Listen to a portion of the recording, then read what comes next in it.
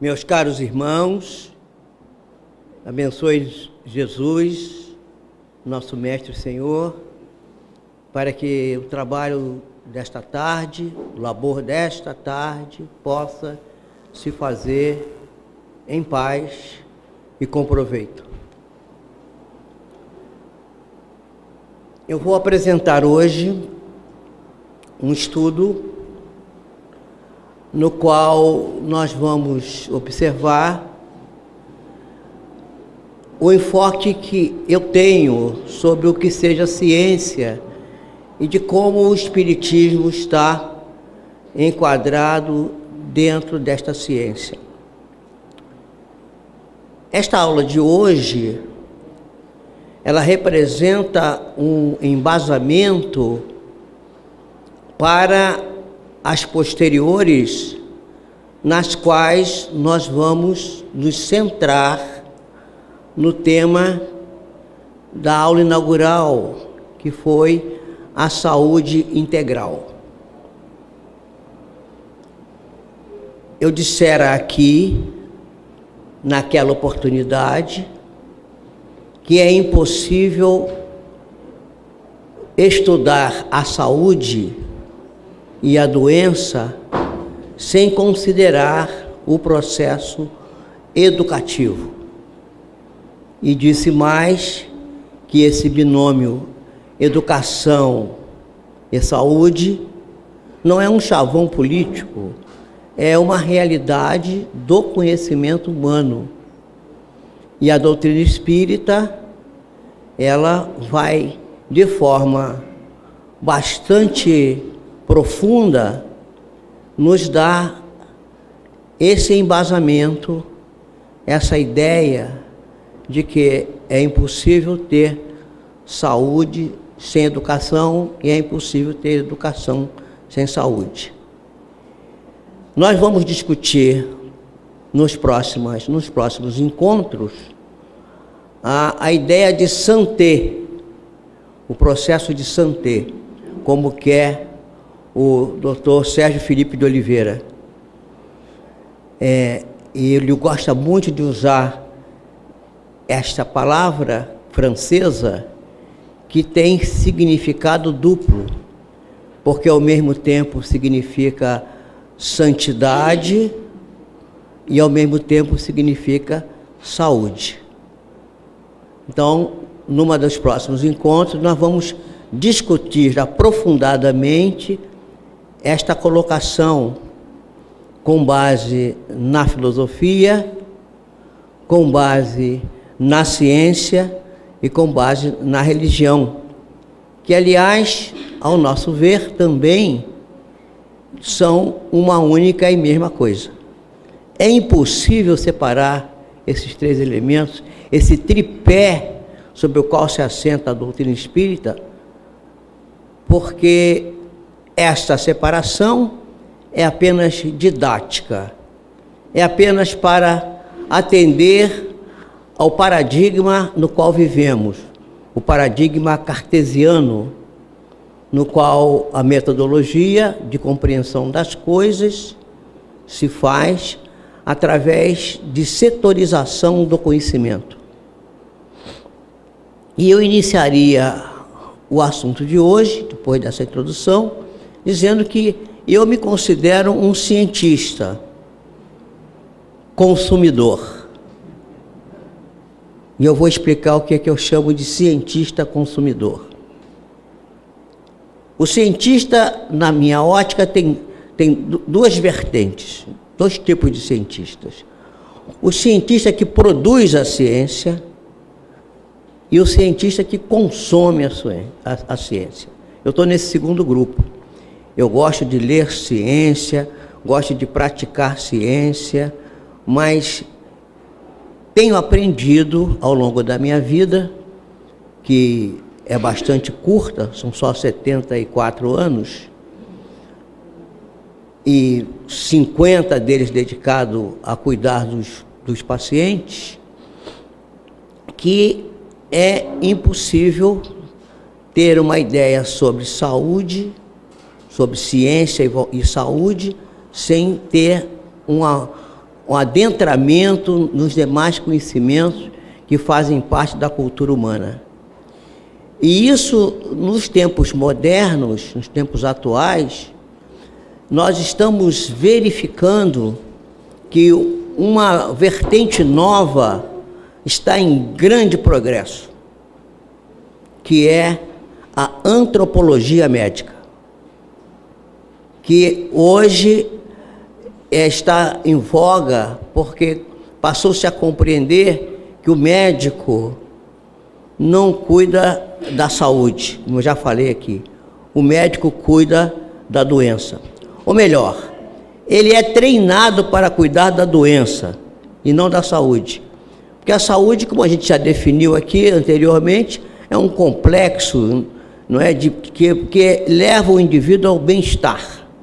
Então, a Organização Mundial de Saúde houvera definido como um estado de bem-estar biopsicossocial e já incluindo o bem-estar espiritual. Portanto, isso a gente observa no cotidiano da nossa ação de cientista, consumidor de ciência. Então, nós vamos iniciar dizendo que essa visão que temos de consumidor nos dá a ideia de que a ciência nasceu com o homem. O primeiro homem curioso e que questionou alguma coisa, ele já estava fazendo, de alguma sorte, um tipo de ciência. E o Will Durant afirma no seu livro História da Filosofia que a ciência é a filha mais nova da filosofia. Eu costumo dizer que ela, às vezes, não é uma boa filha, porque, às vezes, maltrata a mãe. E a ciência se colocou num pedestal e, de certa maneira, durante muito tempo, usando uma terminologia bem simples, eu direi que ela esnobava, né? Ela deixava de lado a filosofia. E até me lembro, certa vez, sentado num jantar de encerramento de um congresso médico, eu conversava com uma aluna de um colega meu que era amiguinha de uma aluna minha, e que sentaram as duas, uma de cada lado, ao meu lado. E eu explicava para elas, conversava para elas sobre os aforismos de Hipócrates. E dizia para elas assim: vocês sabem os 3 básicos aforismos hipocráticos? Ela dizia: não, professor, nunca ouvi falar. Eu ouvi falar em Hipócrates, mas não sabia. Então, comecei a dar para elas os aforismos. Primo non nocere, primeiro não fazer mal, né? O tempo é fugidio, vamos sempre, se o doente melhorou, troca a medicação, se não melhorou, troca a medicação, se está igual, troca a medicação, porque não pode ficar igual. Quer dizer, mudança permanente, né? E o terceiro aforismo é que é vita brevis ars longa, quer dizer, o tempo é muito curto para a gente aprender tudo, então ter humildade de saber que não dá para aprender numa vida de 70, 80, 90, 120 ou 150 anos, quanto vai durar o doutor Jorge Andréa, tudo que é preciso aprender. Então, quando eu comecei a falar isso, um colega jovem, que hoje já não é tão jovem, porque isso foi há 30 anos atrás, e hoje ele é professor titular da cadeira de pneumologia, ele cochichou com alguém do outro lado dele: coitado do doutor Pio, ele virou um filósofo. Ele está muito velhinho. Então, o termo filosofar, fazer filosofia na área médica, foi durante muito tempo considerado como uma coisa menos nobre, ou seja, depreciativa. Você não é médico mais, você... E aí eu dizia para as moças assim: minha filha, se disserem para você que a medicina é uma ciência, não acredite, querem enganar você. Porque a medicina é mais do que uma ciência. a medicina é uma arte, e a arte, na ontologia dos valores, está muito acima da ciência, assim como a religião. Há até um comentário de um físico da física moderna que diz que quando os cientistas chegarem ao cume da sabedoria e encontrarem Deus, lá vão encontrar os poetas e os filósofos. Não é? E talvez também, quem sabe, os religiosos. Então, a afirmação de Will Durant é muito interessante, porque no início tínhamos a filosofia, e a ciência era um ramo da filosofia. Nós vamos ver, por exemplo, que Anaxágoras e Aristóteles ensaiaram experimentos científicos incipientes. Por exemplo, Aristóteles tinha uma grande preocupação com as coisas externas. Ele já fazia vivisecação de animais, estudava vegetais, fazia observação do meio externo, do meio ambiental. E Anaxágoras vai nos dar uma ideia que mais tarde vai ser encabeçada e trazida a lume por um grande estudioso da pedagogia moderna, que vai iniciar a ideia do aprender tudo ou ensinar tudo para todos, que é Comênios. E ele, Anaxágoras, vai então também defender essa ideia, que é preciso ensinar tudo a todos. Não é outra a ideia que nós encontramos na doutrina espírita, onde qualquer um, letrado ou não, formado ou não, pode ter acesso ao conhecimento que no passado era exclusivamente oferecido aos iniciados dos templos, como no templo de Delfos e outros assemelhados.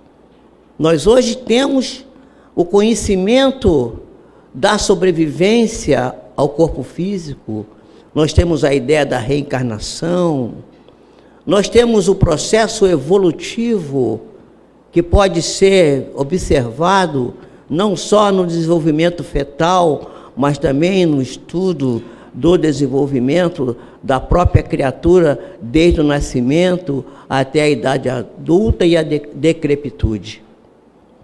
Nós temos o conhecimento voltado para a embriologia, para a matemática, para os estudos antropológicos e sociológicos, para as leis naturais que envolvem os processos de conhecimento voltados para o direito, para a ciência do direito, para a antropologia cultural e outros ensinamentos que a doutrina espírita nos oferece, abrangendo praticamente todos os ramos do conhecimento.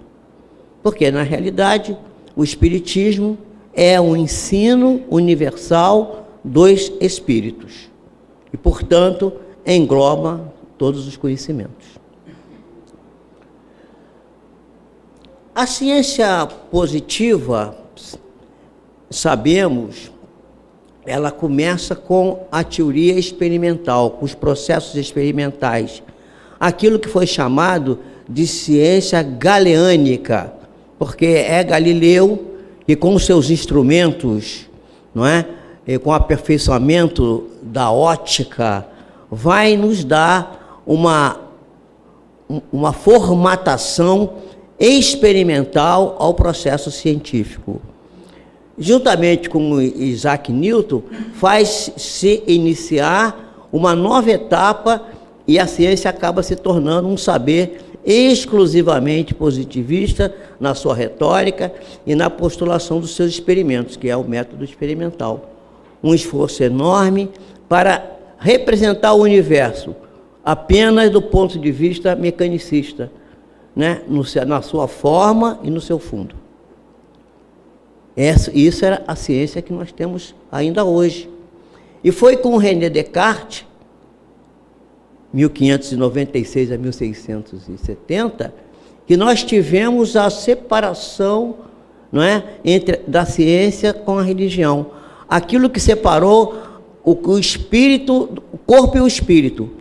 Para cá temos o estudo do corpo, podemos estudar anatomia, podemos fazer dissecção, podemos fazer avançar, adentrar o corpo humano sem profanação, o que era uma coisa que não se podia fazer até ali, porque a religião, de forma ortodoxa e dogmática, impedia que fosse feito.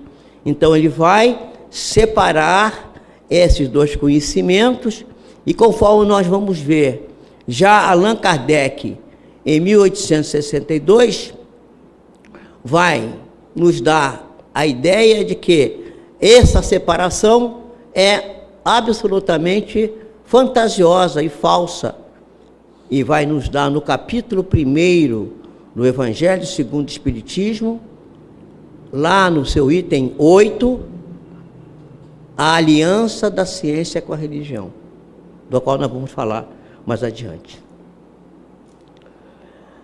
Bom, embora não seja absolutamente consensual, nós sabemos que a idade moderna, a modernidade, ela começa no Renascimento e vem até os nossos dias.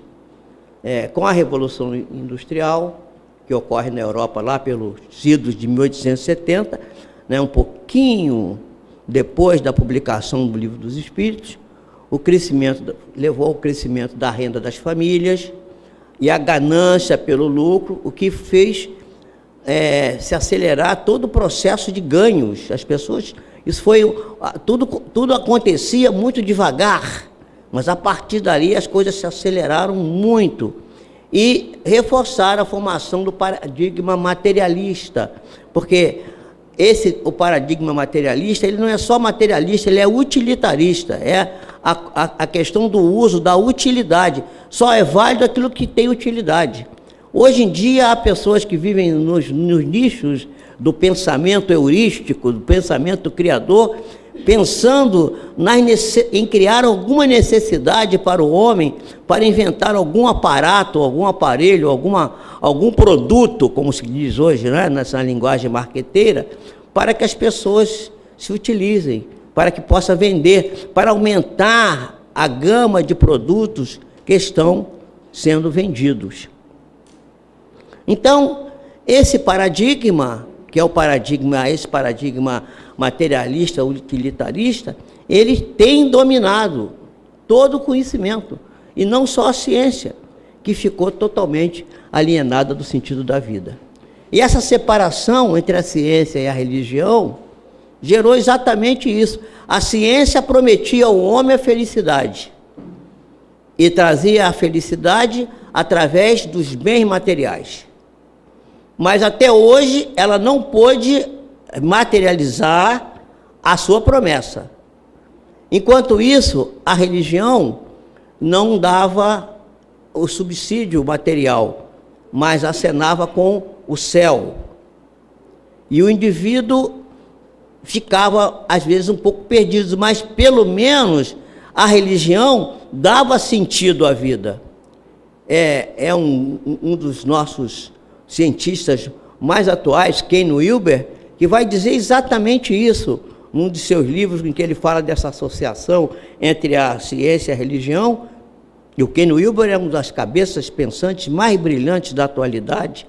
Ele é um filósofo, um psicólogo, um pensador, e ele se diz mais, ele se chama de questionador. Ele é um homem que faz perguntas o tempo inteiro, quer dizer, ele é um indivíduo que está procedendo na sua atividade como um filósofo, porque quem é o filósofo? Aquele que faz perguntas. Todos nós, quando perguntamos, estamos, de certa forma, filosofando. Concorda, doutora Andréa? A filosofia é a arte de perguntar, é a arte de questionar e de procurar perquirir e tentar adentrar-se ao conhecimento mais profundo das coisas.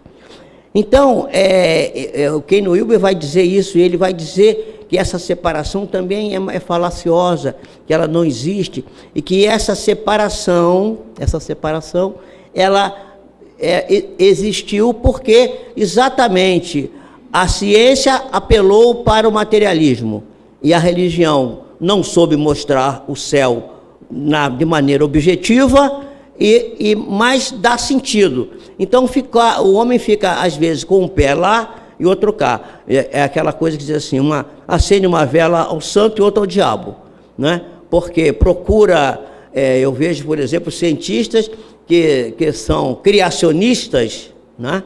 Cientistas que trabalham no laboratório, que são produtores de ciência. Mas como você pode ser criacionista se você, no seu contato diário com a ciência, você vê que o criacionismo não tem, que é o evolucionismo que dá sentido à sua pesquisa? Ele aí diz assim, bem, lá eu sou religioso, eu vou à igreja, mas aqui eu sou cientista. Quer dizer, uma bifurcação do pensamento. O doutor Jorge André talvez pudesse dizer que isso fosse um pequeno sinal já de um processo esquizofrênico, um processo esquizoide, uma hebifrenia. E assim a sociedade caminha, meio hebifrênica, meio dividida, porque as coisas não podem ser juntadas. É exatamente isso que a doutrina espírita faz, que reúne tudo. É um campo onde todos os prazeres da alma e também do corpo, por que não dizer, aonde todos os prazeres, aonde todos os desejos, aonde todos os conhecimentos, aonde todas as buscas são abrigadas e aconchegadas carinhosa e amorosamente.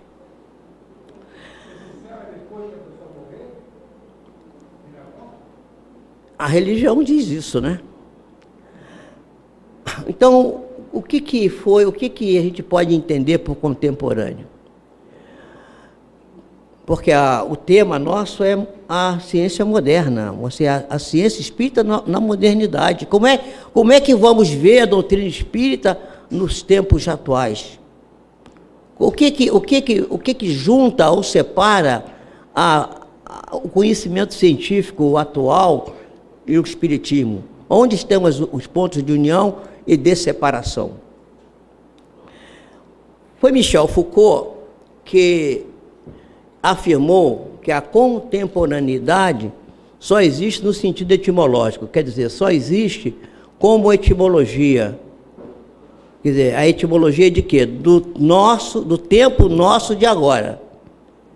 E ele diz que ela inexiste como idade dotada de peculiaridades, quer dizer, não tem peculiaridades próprias, porque essa contemporaneidade traz diversos paradoxos, uma vez que ainda vivemos a episteme moderna, o conhecimento moderno, no ponto talvez mais agudo de todas as suas contradições, porque as contradições foram geradas nos tempos passados e elas chegam até agora. Então, há um livro de Moraes que é Ciência Atual, os desafios da contemporaneidade, que vai nos focalizar esse texto e nos aprofundar nele. E nós vamos ver que o saber hoje contesta a modernidade, o saber como um todo, porque se o século XX surgiu como um desaguador das perplexidades, das glórias e das misérias do século XIX, ele foi se constituindo, esse século XX, numa forte contestação do que aquilo que se convencionou chamar de modernidade.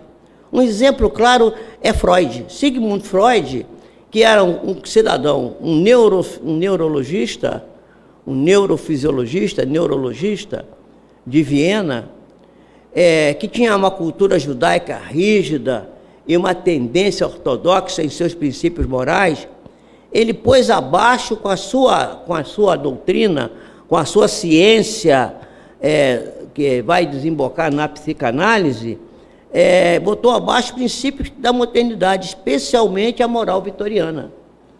Os estudos que Freud vai fazer sobre o inconsciente, mostrando que a maior parte das nossas ações estão como num iceberg debaixo do mar, e a pontinha que está acima da água, que é aquilo que chamamos consciente, é uma fração mínima daquilo que realmente temos noção, porque muitas das nossas ações, dos nossos produtos, das nossas vivências, estão todas elas vindas das pulsões que são movimentadas e que são geradas, ou que são armazenadas, melhor dizendo, na região mais aprofundada, a qual ele chamou de inconsciente.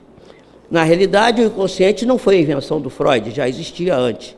Mas ele é que vai dar a essa estrutura, a essa parte do psique humano, né, a importância que ela tem hoje. E vai dar uma ideia mais aprofundada e vai trabalhar todo o tempo com essa ideia. E nós vamos ver que os estudos que ele vai fazer mais adiante sobre os sonhos e sobre a sexualidade, especialmente a sexualidade infantil, né, propõe uma radical, completa, absoluta releitura na compreensão da vida humana. E demonstra que o cérebro, mesmo apagado, o indivíduo em hipnose, ou sob a ação de um barbitúrico potente, ele mesmo apagado não interrompe a atividade psíquica do indivíduo, o que demonstra que é alguma outra coisa que está funcionando ali. Não é o cérebro a causa do processo da vida psíquica. Isso é importante, porque Freud nasce em uma cidade da Áustria, lá no interior. Aliás, na cidade em que ele nasce, não era nem na Áustria, era na Alemanha, já era na fronteira ali. E ele nasce em 1856, um ano antes da publicação do Livro dos Espíritos. Olha que coisa interessante. O que vai nos remeter a entender que provavelmente ele também fazia parte da equipe do Espírito Verdade, mas ele acaba não tendo força psíquica, para usar o termo, né, da psicanálise, para comprovar, para reafirmar aquilo que ele tinha descoberto. Porque Freud descobre o espírito, mas ele não quer falar disso. E mais tarde ele vai sofrer de um processo grave de culpa, de remorso por não ter tido coragem de ser enamorado do sucesso, ter se enamorado das coisas mais imediatas, e ele vai desenvolver um câncer que o faz submeter a mais de 30 cirurgias na boca, e que acaba levando-o à morte física. Então, isso é muito importante, essa análise. Há um livro um livro psicográfico, agora não me recordo o nome, nem do médium, nem do... que faz um relato minucioso desse processo de adoecimento de Freud e das causas que foram tratadas na espiritualidade e que agora estão aparecendo como um subsídio para que possamos estudar, para ver as causas, porque, como Joana de Ângeles nos diz, nós não devemos ter remorsos, culpa, carregar culpa. Nós devemos ser responsáveis. Eu fiz errado, sou responsável e vou tentar resolver o problema da melhor maneira possível, tentar solucionar, mas não sou culpado, não tenho culpa. Eu não sabia, eu não tinha consciência naquele momento daquilo que fiz. Eu fui fraco, eu me deixei seduzir. Isso é outra coisa. Porque se o indivíduo fica se sentindo carregar a culpa, ele fica com dificuldade de tomar o caminho de volta. E é preciso sempre lembrar da letra do samba. Você caiu, né? Levanta, sacode a poeira, dá a volta por cima. É assim que tem que ser, porque senão a gente fica limitado. Então, essa é a ideia. E a ideia de que nós devemos, primeiro, antes de perdoar o outro, devemos perdoar a nós mesmos. Porque como é possível que eu possa ter a grandeza de exercer o perdão, ou de não me sentir agredido, se eu próprio me agrido, e eu próprio não me respeito, e não tenho uma convicção em mim mesmo da minha fraqueza, como a nossa companheira falou aqui, você não tem a ideia, eu sou uma pequena faísca, uma pequena luz, é verdade, temos que ter essa ideia. Por isso Jesus nos recomenda, deixai brilhar a vossa luz, porque nós não deixamos a luz brilhar, né? A luz está em nós, mas nós não deixamos, nós ainda amamos a sombra, então temos que nos desvencilhar da sombra, não tentando expulsá-la de nós, mas como eu costumo dizer, acolhendo-a e tentando transformá-la, porque atrás de toda grande condição humana, de toda virtude humana, das mais grandiosas, por trás existe um defeito. E atrás de um defeito grandioso, tem sempre uma virtude apagada, escondida, que precisa ser trocada, transformada, a fazer com que o defeito se torne virtude. Eu sempre dou o exemplo da gula. A gula é um defeito gravíssimo. Aliás, no dia que eu estava fazendo a palestra aqui, nós estávamos aqui no intervalo e as pessoas não voltavam. Todo mundo comendo. Aí o nosso irmão César Reis falou assim, pois é, Pio, começou a sessão de mesa lá dentro. Espiritismo de mesa. Todo mundo comendo. Então, comemos às vezes demais, né? Vocês paguem a conta lá do bolinho, mas não precisa comer todo. Divide para o companheiro. Mas a gula, quando ela é bem trabalhada, ela se transforma em apetite, que é uma virtude. Então, todo defeito é uma virtude escondida. Então, o segredo está em aprender a transformar uma coisa na outra. Então, o século XX vai nos trazer uma discussão filosófica brutal, porque tanto o racionalismo de Hume, quanto o idealismo de Kant, esse racionalismo inglês e o próprio positivismo de Augusto Comte, que todos esses elementos, essas vertentes do conhecimento filosófico, são atacadas violentamente por Bergson. Bergson vai lutar contra isso e ele tem uma suposição fundada de que esses pensadores e os seus processos filosóficos estavam a serviço da escravidão do homem. Os filósofos costumam dizer que o conhecimento da filosofia não pode não nos fazer ficar ricos, mas nos agrada bastante e nos conduz à liberdade. Por isso Jesus dissera, conhecereis a verdade e a verdade vos fará livres.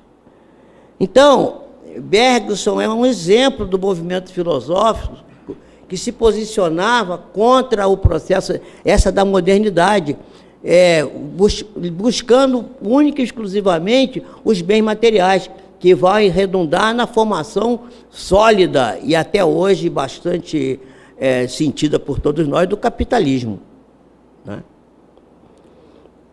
Alguns pensadores vão nos dizer que o século XIX é uma criação de Dickens ou de Renoir. Quando eu li isso, eu falei assim, o que eles queriam dizer com isso?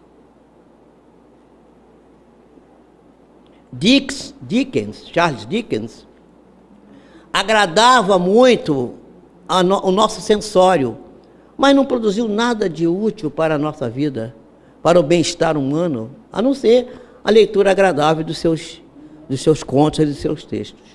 Assim como Renoir.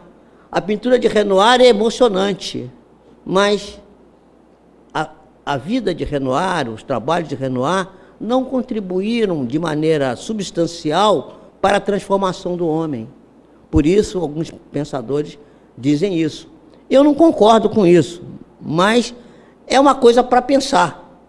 Tem lá a sua razão de ser. O ano de 1927 foi um ano de revoluções das ideias contemporâneas.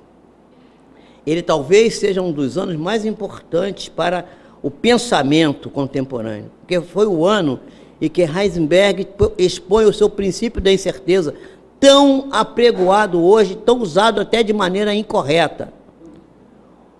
O Koenig-Lemaitre expõe a sua teoria, que vai depois ser confirmada, da expansão do universo.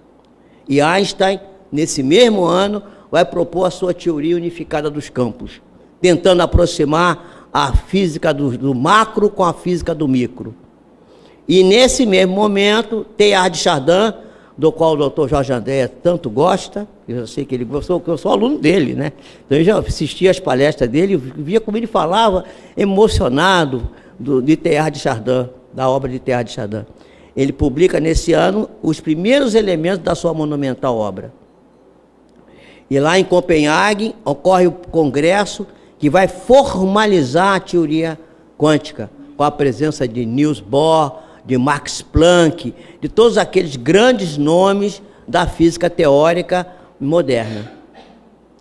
Isso vai representar uma mudança epistemológica radical, capitaneada por cientistas. Olha só, os cientistas seriam os primeiros a não querer mudar as coisas nesse aspecto, mas são eles próprios que capitaneiam essas modificações e trazem uma muito significativa modificação de ideias, que é um novo conceito de matéria. Que antes a matéria era você pegava uma pedra, quebrava a pedra, era uma poeirinha, na qual você achava que tinha umas bolinhas que eram os átomos, que formavam as moléculas. A partir daí, não é mais isso, entrou a energia, entrou os vórtices de energia, agora a comandar o processo. E o próprio átomo caiu na questão do princípio da incerteza. Afinal, o átomo gira em torno do núcleo ou está parado? Aí vem o cientista e diz assim, não, ele não está girando, nem está parado. Mas como pode? Não, porque ele representa apenas uma probabilidade de estar aqui ou ali. Então, a teoria das probabilidades, a teoria da incerteza, que vai nos remeter às questões mais quintessenciadas da espiritualidade. Então, o velho paradigma começa a cair. E os debates que são travados no século XX pelos especialistas ainda não permitiu que a ciência chegasse a um conceito para que considerasse qual é a essência da cientificidade. O que é, afinal, a essência da ciência? Não se sabe ainda. Há uma discussão, até agora, ainda não terminada. E o paradigma cartesiano-newtoniano, de grande utilidade até agora, até recentemente, não, até hoje, ele engessou a ciência no materialismo, impedindo que o conhecimento avançasse na compreensão alongada do saber. Porque ficamos alguns anos parados, né? E houve um atraso muito grande por causa disso. Será que o paradigma está mudando? Arthur Koestler, que é uma das cabeças também mais iluminadas que já apareceram entre nós, cita o grande astrofísico Sir James Jeans, o inglês, que é considerado também uma sumidade em astrofísica. Então ele vai dizer que, ao contrário de ser o universo uma massa de matéria desinteligente em expansão, é ele um grande pensamento inteligente que está se expandindo. Então, o livro do Moraes, Koestler é citado, é um livro de 2007. Então, parece que o paradigma está mudando, porque é uma revolução do pensamento científico, iniciado no campo da física e que vai se expandindo para setores diversificados da atividade científica contemporânea. Na área das ciências empíricas, a hermenêutica, atingindo mesmo a matemática, que é uma ciência exata, mas que está sofrendo a influência dessa modificação. Hoje já se discute se raiz quadrada é raiz mesmo, porque raiz quadrada, não tem nenhuma raiz quadrada, ninguém conhece uma árvore com uma raiz quadrada. E a gente ensina isso para as crianças a vida inteira. É porque os equívocos da ciência são muitos. E esse é um deles. Eu espero que tenha matemáticos aqui que me perguntem depois por que eu estou dizendo isso. Eu vou explicar. Me dá essa chance de eu explicar isso. Não precisam ficar nervosos. Eu não vou demolir a ciência. Ela é muito forte. E eu sou muito pequenininho. Há um atraso, né, nessa evolução, nesse paradigma, nessa mudança de paradigma, estamos atrasados. E o atraso se deve a turbulências político-sociais do século passado, do século XX, as guerras, as revoluções, que ainda estão em andamento até hoje. Porém, estamos num novo ambiente conceitual, um novo paradigma cosmológico e antropológico está surgindo, com reflexos muito claros, principalmente na arte e na religião.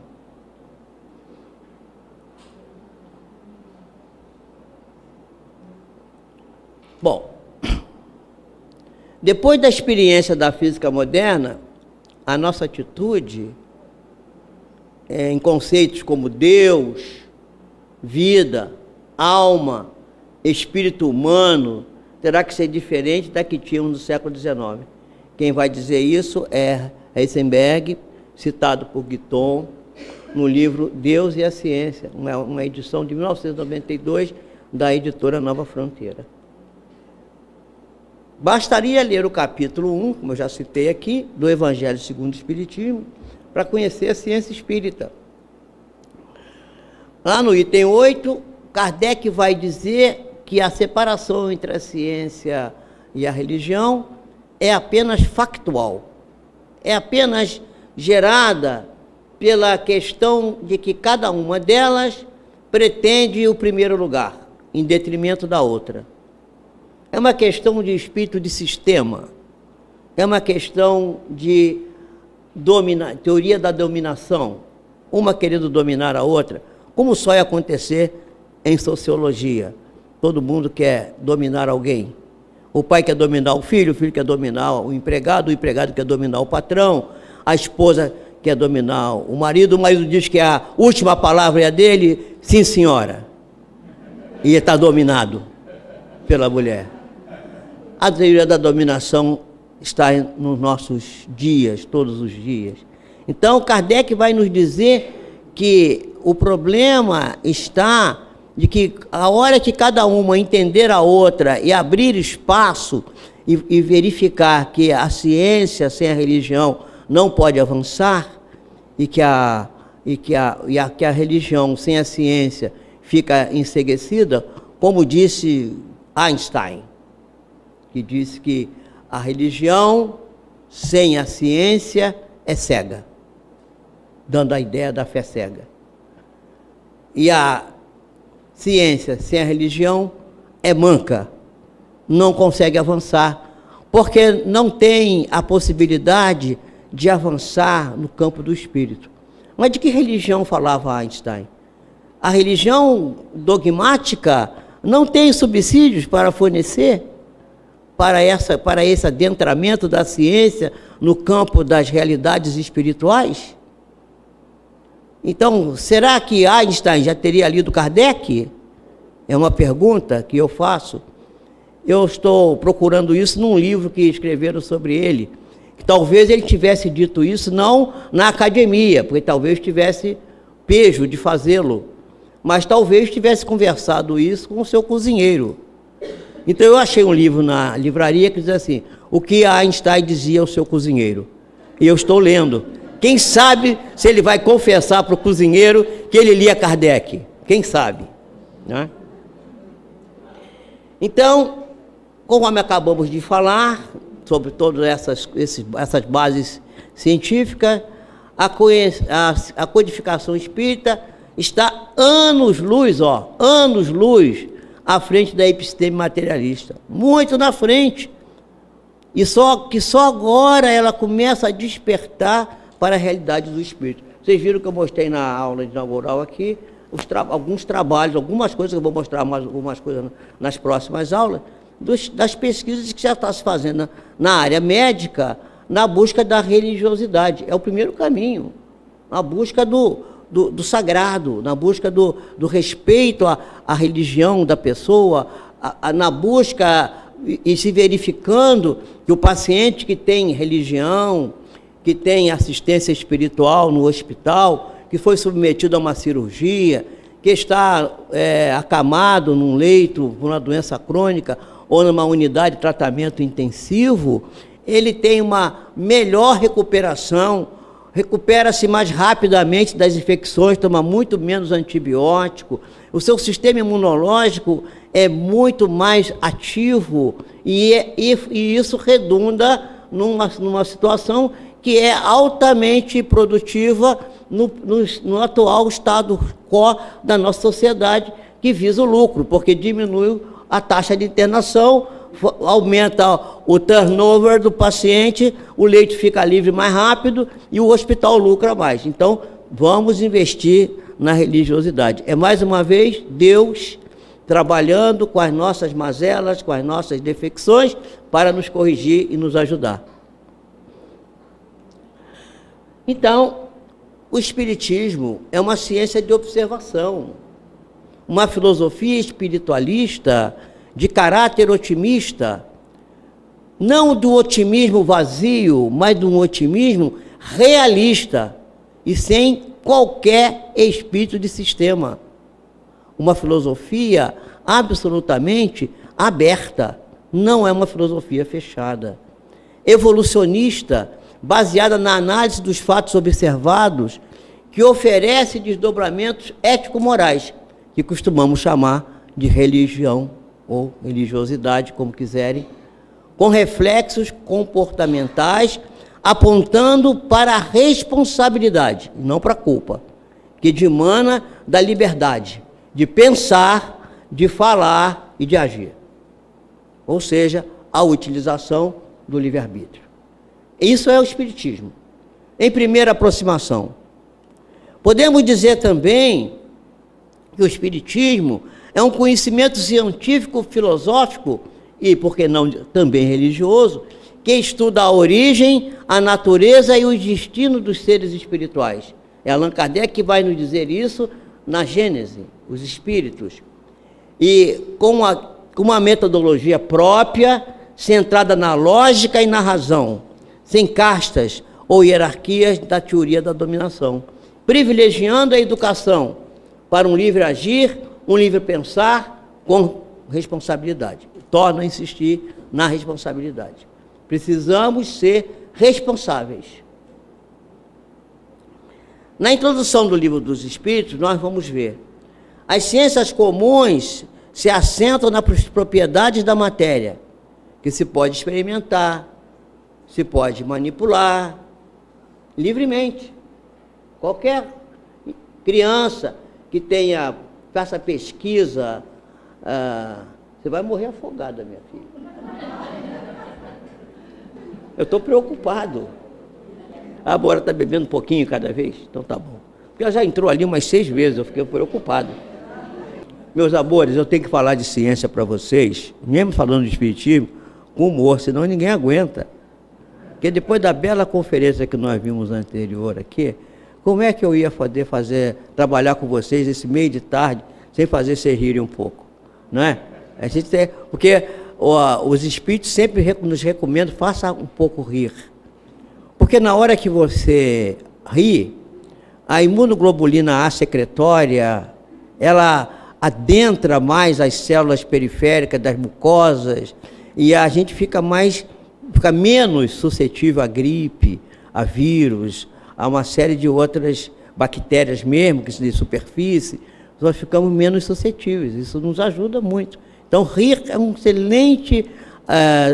uma excelente imunoterapia, que atua nas grandes famílias das imunoglobulinas, entre elas a IgA, com a peça secretória, que habita as nossas mucosas, a boca, os ouvidos, os grandes orifícios, os pequenos orifícios, a própria pele, os próprios fios de cabelo têm imunoglobulina A secretória. E já foi provado isso. Você faz teste na saliva, você faz colhe na saliva a quantidade de IgA secretória, submete o indivíduo a uma sessão de Marx e Grouch Marx, ou de Chanso-Panza, ou lá de um desses, qualquer, o próprio Chaves mesmo, que é mais bobinho assim, também é muito bom, e a gente aí ri, e as pessoas riem, acham aquela coisa, né, gordo e magro e tal, os Três Patetas, né, Mazzaropi, qualquer um desses maravilhosos, são todos espíritos superiores, E aí você mede a IgA, ela está aumentada. Quando sai dali. Se você fizer o contrário, se você, por exemplo, fizer isso, por exemplo, o contrário disso, colocar o filme, vamos ver o Holocausto, um filme underground, sai todo mundo doente de lá. Ou pelo menos suscetível a pegar uma gripe. Certamente, porque a IgA secretória abaixa. Então, vejam só. As ciências comuns, então, o material delas podem ser manipulado à vontade, diz Kardec, né? Livremente. Os fenômenos espíritas já não. Eles repousam na ação de inteligências que são dotadas de vontade própria, que nos provam a cada instante não se acharem subordinados aos nossos caprichos. Não adianta assim, recebe o espírito agora aí que eu quero ver se ele é o espírito mesmo ou não. O Sérgio Felipe de Oliveira tem uma teoria muito interessante, que ele está comprovando em testes laboratorialmente, porque as câmaras de tratamento do Sérgio são verdadeiros laboratórios. E nós fazemos, por exemplo, avaliações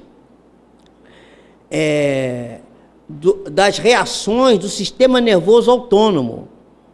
Então, quais são essas reações? Nós verificamos frequência cardíaca, frequência respiratória, nós podemos verificar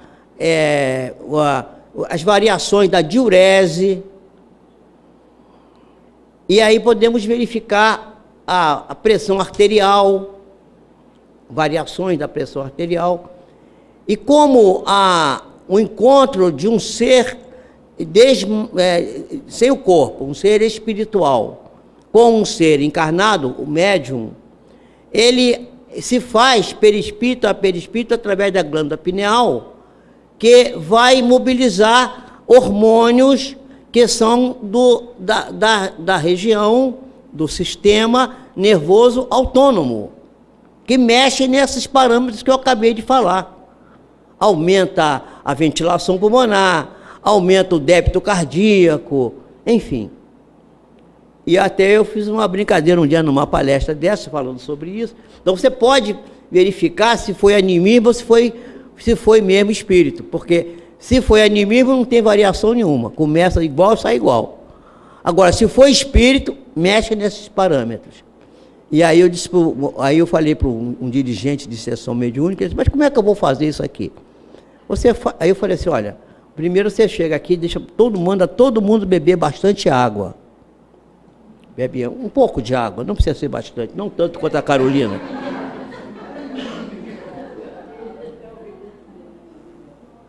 Beber água. Vamos para a reunião. E depois, quando terminar a reunião, você vê se a frequência ao banheiro é maior do que o normal. Outro dia você não dá água, não faz e tal, vai fazendo várias experiências. Porque quando tem comunicação espiritual, bloqueia o hormônio antidiurético. Entendeu? E aí verte para o rim. E aumenta a diurese. Então nós estamos começando a ter parâmetros no trabalho do Sérgio, né? Eu sou aluno do Sérgio também, eu só sou aluno de gente boa. Dr. Jorge André, Sérgio Felipe, eu sou um malandro, mas eu só fico agarrado com gente boa. Por isso que eu me dou bem. Entendeu? Eu procuro onde é que estão. Eu costumo brincar isso com dinheiro. O pessoal assim, mas você corre atrás do dinheiro, senão eu não corro, porque ele corre de mim, eu não pego ele, e ele vai embora. Mas como é que você faz? Eu fico parado onde ele passa. Aí eu pego algum para mim. Mas eu não pego tudo, deixa passar. Igual você tem um rio grande que passa ali, você não pega a água toda para você, deixa passar para os outros. Pega só o que você precisa. Então você não tem que correr atrás das coisas, tem que ficar onde as coisas boas estão. Assim eu faço também com os grandes elementos que podem transmitir o ensinamento, eu estou lá junto deles. E aí eu fiz essa brincadeira, você fica perto do banheiro e observa, porque se tem aqueles médicos que forem no banheiro mais vezes, tal, são os que tiveram uma comunicação mais efetiva, porque alterou o sistema nervoso autônomo, a comunicação espiritual mexe no sistema nervoso autônomo, nós já temos tido comprovação disso. Então, os espíritos não se submetem aos nossos caprichos, mas nós podemos fazer avaliação fisiológica, porque eu falei para o homem fazer isso no banheiro, porque ele não tinha aparelho de pressão, não sabia medir a respiração, você fica olhando lá quantas vezes vou ao banheiro, já é alguma coisa, né? Bom, então, as observações, portanto, não podem ser feitas da mesma forma que na ciência comum. A ciência espírita tem uma outra metodologia, requerem condições especiais, um outro ponto de partida. Não pode ser. Por isso, quando eu comecei a ler o trabalho do Dr. Heine, que é fantástico, né, J. Benth Heine, na parapsicologia, eu falei assim, o Benth Heine, tudo bem, pode ser, mas está começando do zero, por uma outra vertente, não vai chegar a uma conclusão mais suficiente. Uma das coisas mais fantásticas que eu vi do Heine foi o fato ocasional, quer dizer, a comunicação espontânea. Ele conta num dos livros dele que um senhor, advogado, jovem, ele desencarnou muito cedo e deixou a família em dificuldades. Ele tinha um filho muito pequeno e esse filho pequeno, um dia estava sentado assim no corredor da casa e com um catálogo telefônico nas mãos, garatujando uns sinais na margem do catálogo. E um empregado da casa, que estava estudando naquele tempo taquigrafia, que hoje não se... acho que nem tem mais isso, taquigrafia. Taquigrafia, um sistema chamado Sistema Marte de taquigrafia, né? Os mais antigos aqui devem ter ouvido falar nesse sistema. E aí, o funcionário, quando passou, olhou para aquilo e disse, isso parece taquigrafia, pegou o catálogo e levou para o professor dele na escola. E o professor disse, aqui tem uma mensagem. Aí estava lá assim, minha querida Mary, deixei um seguro no cofre número tal, do banco tal, não sei o quê. A moça estava em palpos de aranha, dificuldades financeiras, ele morreu de repente, deixou em grande dificuldade. O próprio empregado ia perder o emprego dele, porque ela não tinha como pagar. E ele aí, uma comunicação mediúnica com uma criança pequena, que nem sabia escrever ainda. E ela foi ao local, ao tal banco, ao tal caixa, e lá estava a apólice do seguro que salvou a situação da família. Então, as próprias pesquisas do Heine, pelo caminho que ele seguiu, não deram muito certo, mas essas espontâneas foram fantásticas. Essa é uma delas, eu acho essa fantástica. Então, a ciência propriamente dita é, como ciência, diz Kardec, incompetente para se pronunciar na questão do espiritismo. Não tem que se ocupar com isso, diz Kardec. O espiritismo não é da alçada da ciência. Quando eu li isso aqui, eu falei assim, meu Deus, e as pessoas estão preocupadas de levar o espiritismo para a universidade. Gente, primeiro a universidade tem que se transformar, aceitar o espírito, aí nós vamos levar o conhecimento de Kardec para lá. Porque se eles não aceitam a base, que é o espírito, como que nós vamos transformar o circuito de ideias totalmente dogmáticas? Porque a ciência é mais dogmática, meus irmãos, na minha ótica, do que a própria religião dogmática. Você vê, nos templos universitários, às vezes, tem 3 ou 4 sujeitos que decidem o que pode ser estudado ali. E se você chegar com uma tese que privilegie alguma coisa ligada ao espiritual, já é rejeitada a priori, sem qualquer análise mais profunda. de maneira perfunctória. Isso é muito conhecido, é muito sabido. Então, é difícil essa questão de... Eu falei isso aqui, me fizeram essa pergunta aqui da outra vez. Assim, eu sou frontalmente contra. Eles é que têm que vir a nós, e não nós irmos a eles.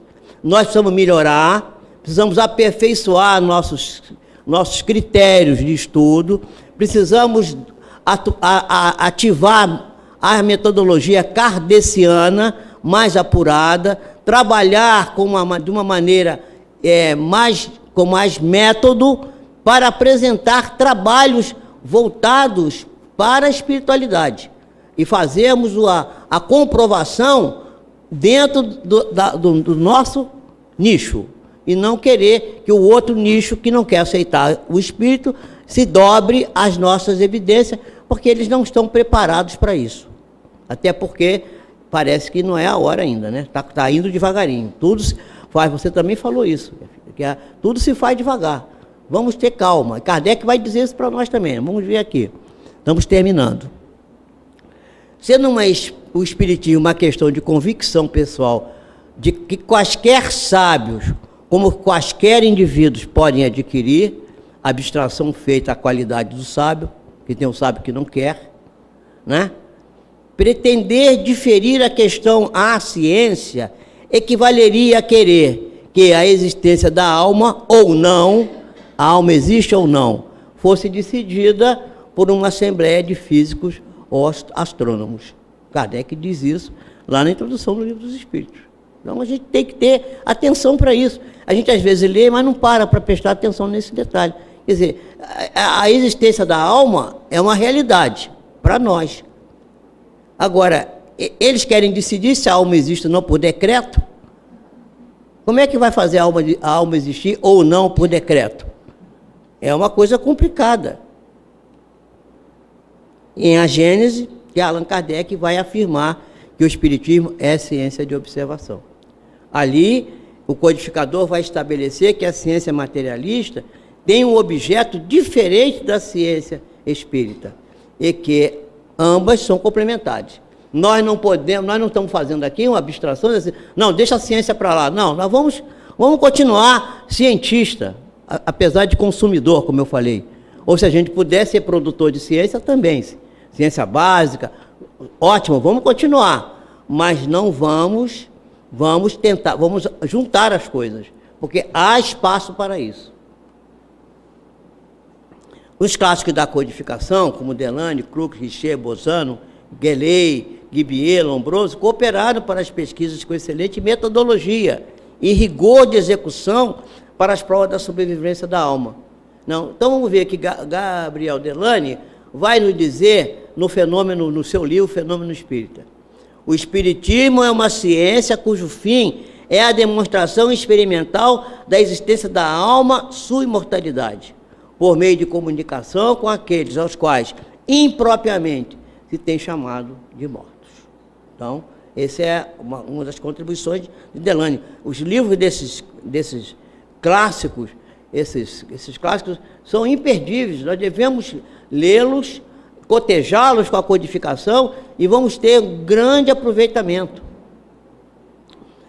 Apesar do seu consistente arcabouço científico, o Espiritismo, devido ao enorme volume de conhecimento que enfoca, que exige e oferece, ainda está em formação.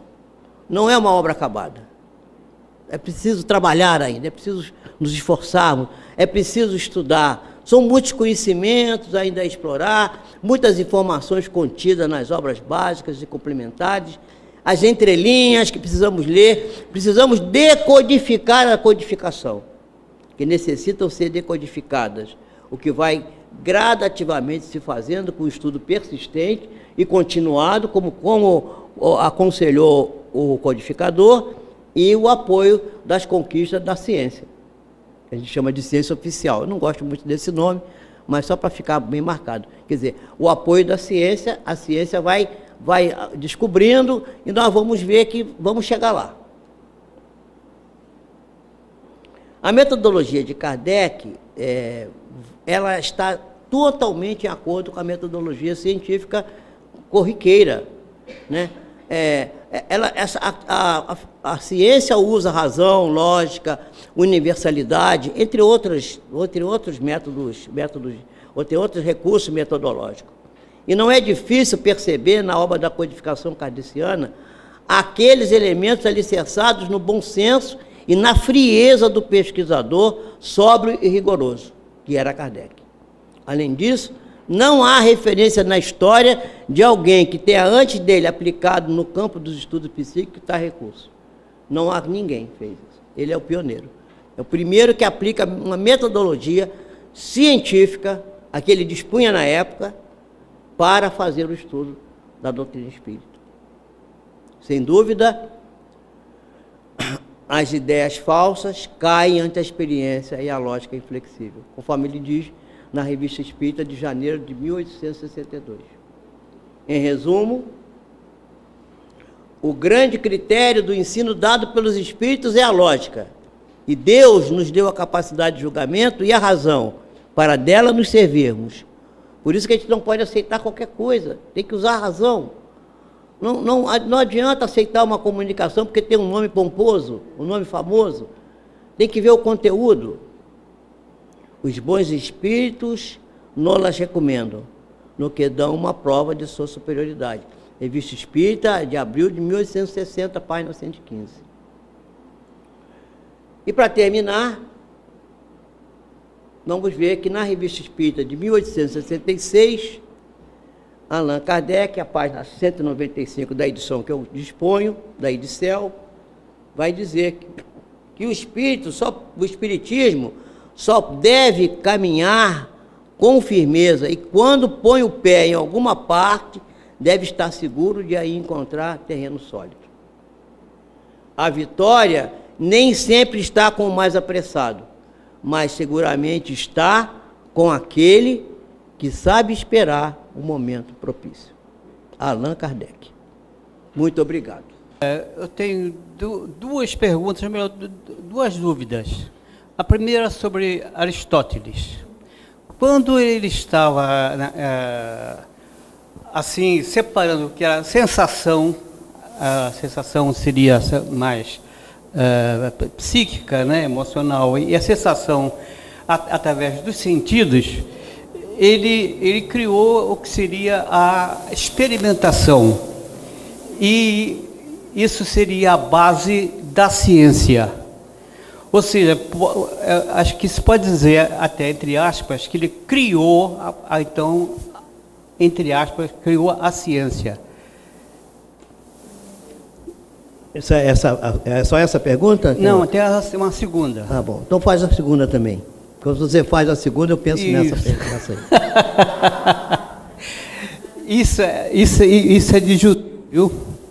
O judeu faz isso. Bom, o judeu responde a pergunta com outra pergunta. A contra-pergunta é um pouco pior. Bom, a segunda pergunta é sobre um judeu, Freud. Pelo que eu sei, eu sou apenas um leitor. Freud ele ao final ele era um materialista, era ateu. Daí até o confronto e a separação dele com Gustav Jung, porque Jung era espiritualista, acreditava em Deus. Bom, a primeira pergunta, eu devo dizer o seguinte. Essa ideia de que Aristóteles teria iniciado a ciência é uma história que não tem um subsídio consistente.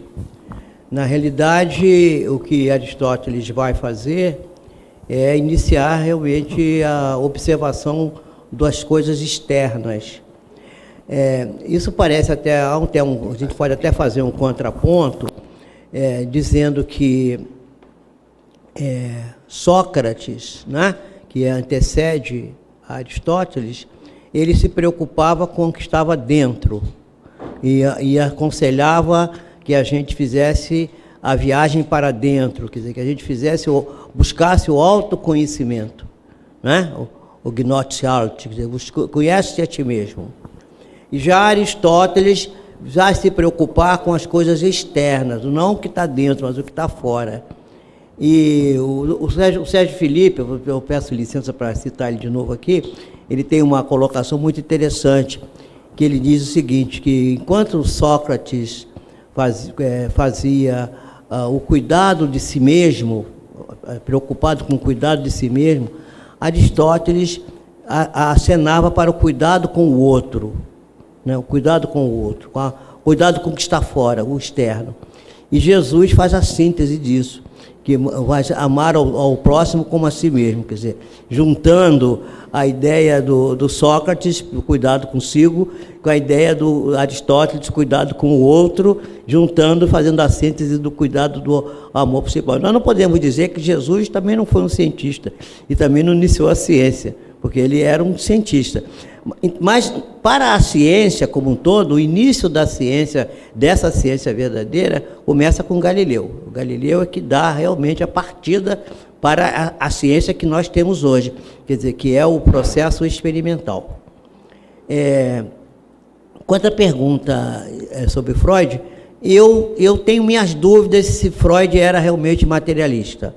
Eu acho que não. Isso pelo que eu tenho lido, que eu li praticamente a obra dele toda, e desde muito pequeno. Eu comecei a ler Freud que eu tinha 10 anos, não entendia nada, mas lia, né? Mas quando eu ouvi falar em erotismo anal, eu fiquei assustadíssimo. Com 10 anos de idade, vocês imaginam, né? Bom, então, eu não acho que ele seja materialista. O que aconteceu é que ele estava muito apegado ao status quo, à sua situação, à sua situação profissional. Ele sofreu muito, ele foi expulso da Salpêtrière, ele sofreu perseguições só por ter criado a ideia, não criado o inconsciente, mas criado a ideia do inconsciente, ter refundido a ideia do inconsciente. Ele foi muito perseguido. Imagina se ele diz que tinha descoberto a alma, mas ele tinha com certeza disso, com certeza essa ideia, porque ele vai pedir a Jung que, por favor, abandonasse essas ideias, que diz assim, abandone o ocultismo, ele chamava de ocultismo, né? O ocultismo vai te levar por caminhos que você não vai conseguir controlar.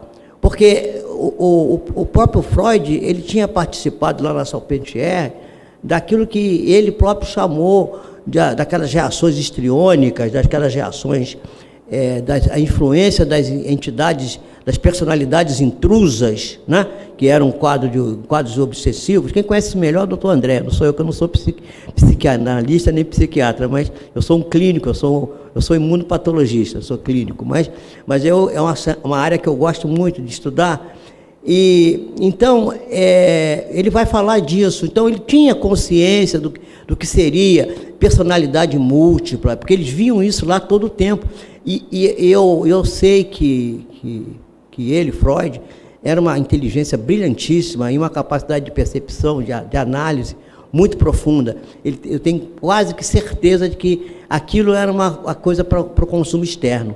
Tanto é verdade que depois, conforme essa descrição que eu falei aqui, que ele reconhece que ele devia ter enfrentado isso mais de frente, ele devia ter trazido essa ideia ao lume, devia ter enfrentado, ter sofrido, mas ter sustentado essa ideia da sobrevivência, ele começa a sofrer com esse processo interno, não é? De culpa, de remorso, e que vai desembocar numa baixa do sistema imunológico que desenvolve o câncer que ele vai desenvolver na boca.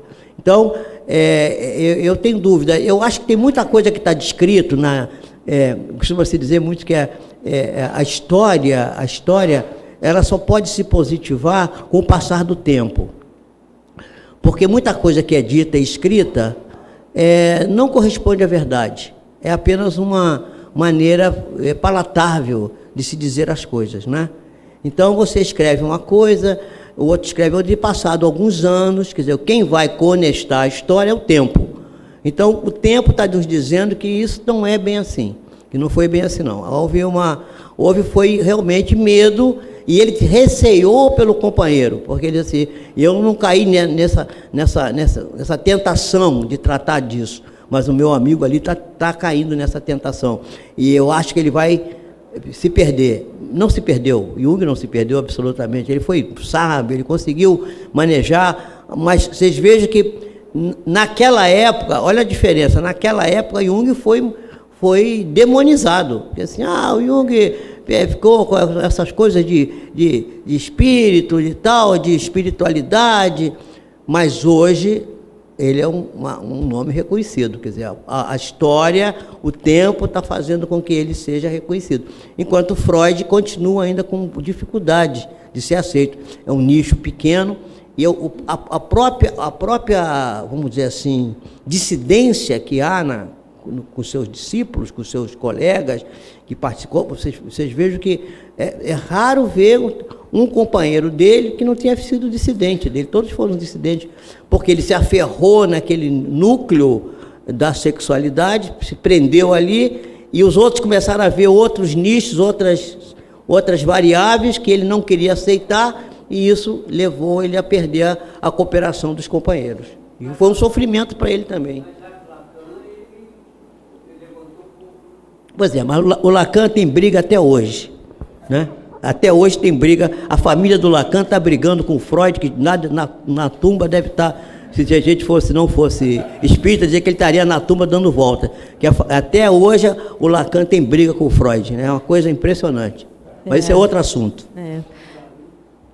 Primeiro, é um prazer ouvi-lo. Muito obrigada pelas suas palavras. Obrigado. É um grande prazer. Você é gentil. Não, tenho certeza que é unânime. Professor, eu tenho uma dúvida muito grande, a gente estava até conversando agora com o Dr. Jorge Andréa, a respeito da nossa postura de profissionais de saúde dentro dos hospitais, dentro dos meios científicos, né?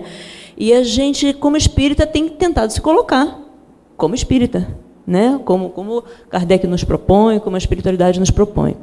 O senhor colocou uma questão muito grave aí, né? Que a ciência tem que vir até nós. Assim, pois é.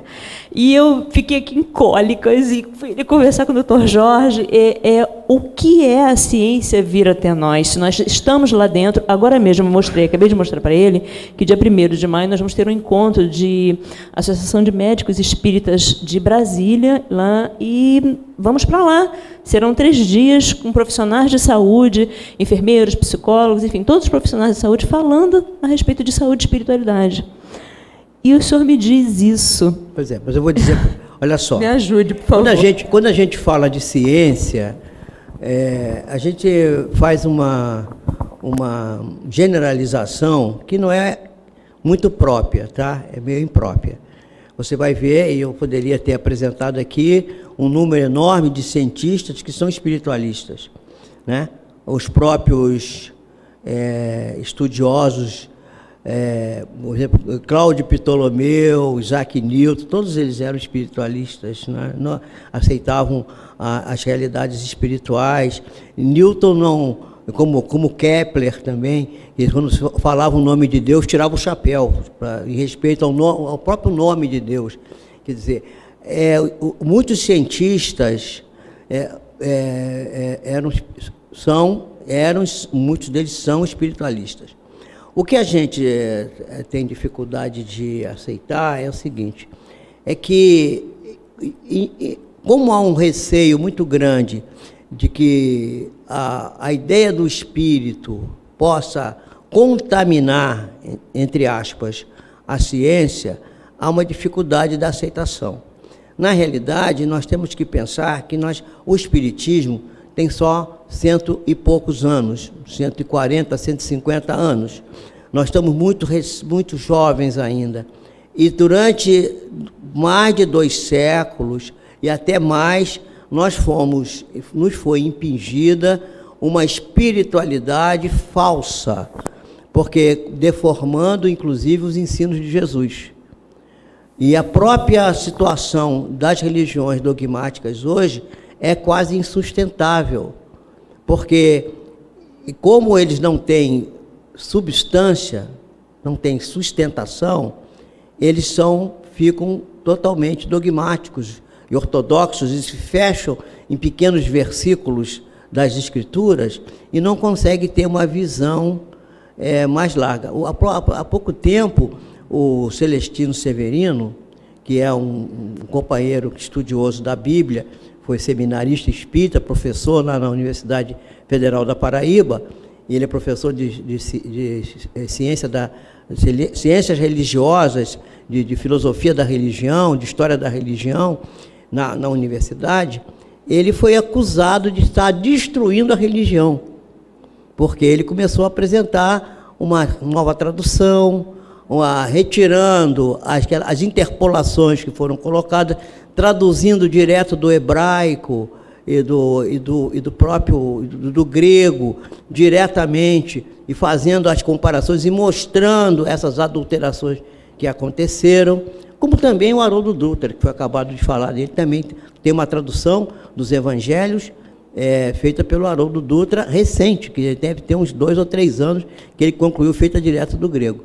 Então, os cientistas não têm ainda acesso a esse material. Isso é um material que está gradativamente dando acesso. Então, o que eu quero dizer, e eles é que têm que vir a nós? Nós temos que aperfeiçoar a nossa metodologia. Como? Na metodologia de Kardec. A razão, a lógica, o método kardeciano. Né? Não existe kardecismo, meus irmãos, mas existe metodologia de Kardec. A metodologia é do Kardec. A doutrina é dos espíritos, mas a metodologia é do Kardec. Nós precisamos retirar de nós, vou usar um termo meio forte aqui, a catolicidade. Nós precisamos nos libertar da nossa catolicidade. Nós ainda temos irmãos que querem dizer que Chico Xavier era um santo do espiritismo. Isso ainda a gente vê isso. E nós ainda estamos com os paradigmas das religiões que vêm de antanho. Enquanto nós não nos desvencilharmos disso e assumirmos essa ideia libertadora que a doutrina espírita nos dá, nós teremos dificuldades. Mas quando nós fizermos isso, eles virão a nós. A ciência virá a beberar-se no conhecimento espírita e ela aí vai crescer muito. E agora, o comportamento individual do médico, junto do paciente, no cotidiano, na beira do leito, deve ser do espírita que trabalha no centro espírita. Você dá a medicação, você faz a prescrição, conversa, ouve, aconselha, manda o doente orar, meditar, tomar água fluídica, não vai fazer mal nenhum, e você vai estar dando testemunho da sua fé raciocinada, que você sabe que isso só faz bem. Aliás, eu vou te falar um negócio aqui, que água fluídica, meus irmãos, se fosse uma autoridade no espiritismo, eu acabava com a água fluídica. Aí você, mas que é isso? É porque na hora que você pega o copo d'água e bebe, dependendo da unção com que você toma essa água, ela vai fluidificar aqui nesse ambiente, que está cheio de espíritos nobres aqui, naturalmente. E 70% a 90% do nosso corpo é água.